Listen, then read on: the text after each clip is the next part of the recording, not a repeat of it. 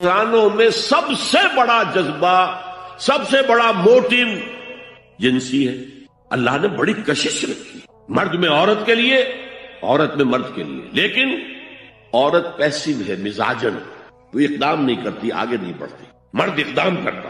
آگے بڑھتا۔ یہ جو کشش ہے، اس کے نتیجے میں مرد اور عورت کے درمیان بے حجابی گویا کہ آگ پر تیل ڈالنا ہے، آگ بھڑکے گی۔ اسلام نے اس کو روکا ہے، پورا نظام اس کا معاشرتی، ایک بہت بڑا پردہ پورے معاشرے میں ہے، بہت بڑا پردہ، جیسے یہ چھوٹا سا پردہ آپ کو نظر آ رہا ہے نا، ادھر عورتیں ادھر مرد ہیں۔ اب یہ ہے بہت پیاری آیت ہماری خواتین کے لیے قابل غور۔ نیک بیویاں تو وہ ہیں جو تابع دار ہوں، اطاعت کیش ہوں، مردوں کا کہنا مانے، ان کی اطاعت کرے۔ حافظات للغیب، اور غیب میں ان کے لیے محافظ بنے، ان کے مال کا کی بھی حفاظت کرے۔ یہ نہیں خیانت کر کے شوہر تو گیا ہوا جو چاہو اس کے مال میں سے جس کو میں جو چاہوں دے دوں، نہیں، یہ اس کا مال جو ہے وہ اسی کا ہے، اس کی خیانت نہیں کرے گی، وہ امانت کے ساتھ حفاظت کرے گی، اور اس کے علاوہ اپنے نفس کی حفاظت کرے گی، اس لیے کہ وہ بھی اب شوہر کی امانت ہے۔ اب اس کا جو بھی جنسی معاملہ ہے وہ اس کے اپنے اختیار میں نہیں رہا،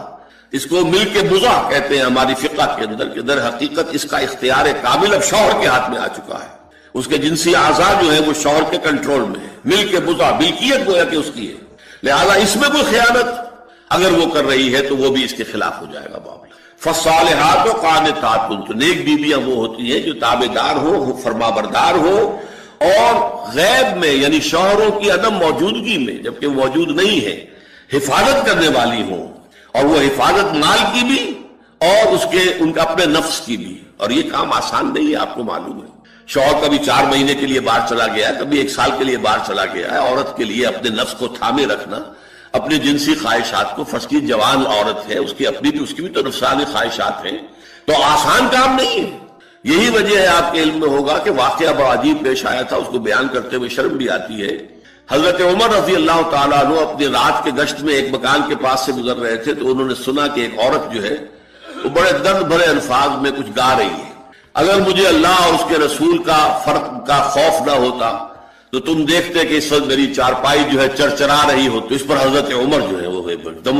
تنبہ ہوا کہ ہمارے لوگ جو ہیں جہاد پر جاتے ہیں، سال بھر تک واپس نہیں آتے، تو اس سے تو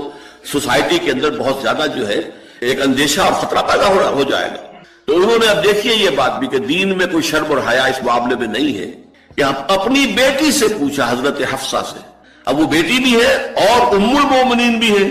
حضور کی اہلیہ ہے تو ام المومنین ہے، لہذا حضرت عمر کے لیے بھی ماں کے درجے میں ہے، اگرچہ ہے حضرت عمر کی صاحبزادی، کہ تم مجھے بتاؤ حفصہ، ایک عورت زیادہ سے زیادہ کتنے عرصے تک صبر کر سکتی؟ اور کوئی قباحت محسوس نہیں کی حضرت حفصہ رضی اللہ تعالی عنہا نے، کہا 4 مہینے۔ تو پھر انہوں نے یہ آرڈر نافذ کر دیا، کوئی مجاہد 4 مہینے سے زیادہ جو ہے وہ بحث پر نہ رہا ہے، لازماً وہ آئے چھٹی لے کر اور وہ گھر پہنچے۔ آپ اس کی روشنی میں دیکھیے جو کچھ ہمارے ہاں ہو رہا ہے، امارات میں جو لوگ کام کرتے ہیں، سعودی عرب میں کام کرتے ہیں، باہر کے ممالک میں کام کرتے ہیں، جوان بیویوں کو یہاں چھوڑ جائے، پھر جو قصے ہوتے ہیں، جو سکینڈلز ہوتے ہیں، پھر جب وہ شوہر صاحب تشریف لاتے ہیں تو وہ دیور اور بیوی جو ہے مل کر اسے قتل کرتے ہیں، اس لیے کہ یہاں تو دنیا بدل چکی ہے، دیور کی اور بھابھی کے رشتہ کچھ اور ہی بن چکا ہے، لہذا وہ قتل بھی کرتے ہیں، مال بھی سارا لے لیتے ہیں۔ یہ ساری خبریں آپ اخبارات میں پڑھتے ہیں۔ یہ کیوں ہے؟ فطرت کے خلاف ایک طرز عمل آپ اختیار کر رہے ہیں، یا تو اپنی فیملیز کو ساتھ لے کر جائیے، یا یہ